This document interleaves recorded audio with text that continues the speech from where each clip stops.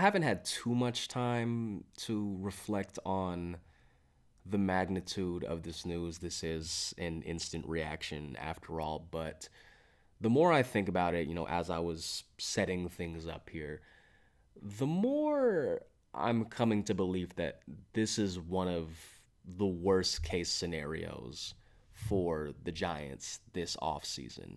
It would have been one thing if they were to miss out on Corbin Burnes in free agency. There's always the possibility that they miss out on somebody in free agency. That was the case of the last couple off seasons with Shohei Ohtani and Aaron Judge. There's always the possibility that you make a deal to somebody and things just don't happen. It's another thing entirely for him to sign with a team within the division, a division that's already among the most stacked in all of baseball, as Burnes signs a 6-year, $210 million deal with the Arizona Diamondbacks. It's the largest deal in their franchise history.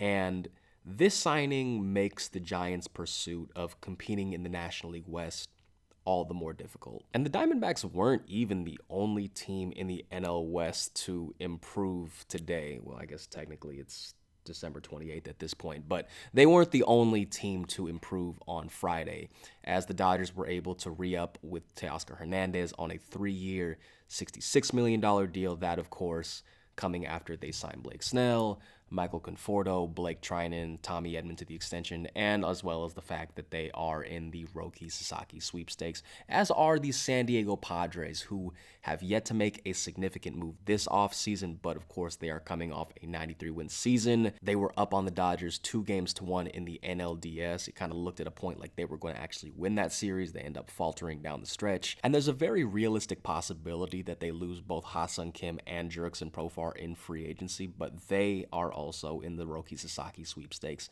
as well. This is all to say that for the Giants, competing in the National League West just got a lot more difficult and could potentially get even more difficult depending on if Sasaki signs with either the Dodgers or the Padres. With Burnes signing with the Diamondbacks, the Giants' rotation is now pretty much the same as it was entering the offseason, that being Logan Webb, Robbie Ray, Jordan Hicks, Kyle Harrison, and Hayden Birdsong. I've talked and written about this rotation a lot over the last couple weeks, but just to provide a brief summary on the state of this rotation, you know what you're going to get out of Logan Webb.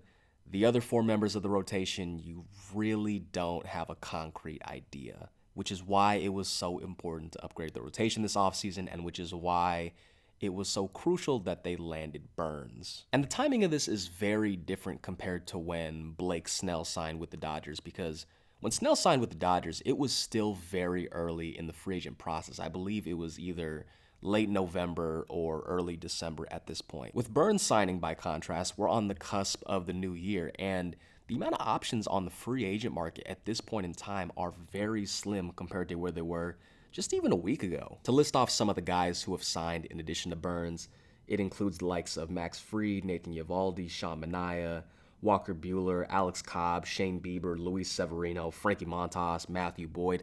A lot of quality arms over the last couple of weeks just aren't on the market anymore. With Burnes having signed with the Diamondbacks, the top option on the free agent market is now Jack Flaherty, who had a bounce-back season last year after going through ups and downs from 2020 to 2023. But once you get past Flaherty, there just really aren't that many arms left on the free agent market. It's a list that includes guys like Justin Verlander, Max Scherzer, Charlie Morton, all of whom are in their 40s, Jose Quintana, Patrick Corbin, Kyle Gibson. Not a lot of guys that you can plug into that rotation and say, hey, our rotation is going to be better as a result of having them in the mix. Now, the fact of the matter is the Giants are going to have to find some way to add to their starting rotation over the next couple weeks if they want to have any chance of competing in the National League West in 2025. How they do that, it's not exactly clear.